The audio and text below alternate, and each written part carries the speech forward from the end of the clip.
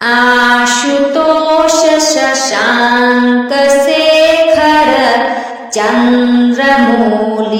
चिदंबरा कोटि कोटि प्रणाम शंभु कोटि नमन दिगंबरा निर्विकार ओंकार अविनाशी तुमहि देवाधिदेव जगत सर्जक प्रलय करता शिवम सत्यं सुंदरा निरकार स्वरूप कालेश्वर महायोगीश्वरा दयानिधि दानीश्वर जय जटाधार अभयंकरा शूलपाणि त्रिशूलधारी ओघड़ी बागंबरी जय महेश त्रिलोचनाय विश्वनाथ विशंभरा नाथ नागेश्वर हरो हरः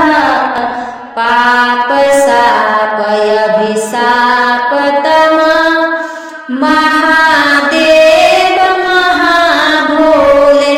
सदा शिव शिव शंकरा जगतपति अनुरगति भक्ति सदैव तेरे चरण हो क्षमा हो अपराध सब जय जयति जगदीश्वरा जन्म जीवन जगत का संताप ताप मिटे सभी ओम नमः शिवाय मनः जपता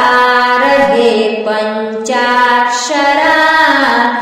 ओम नमः शिवाय मनः जपता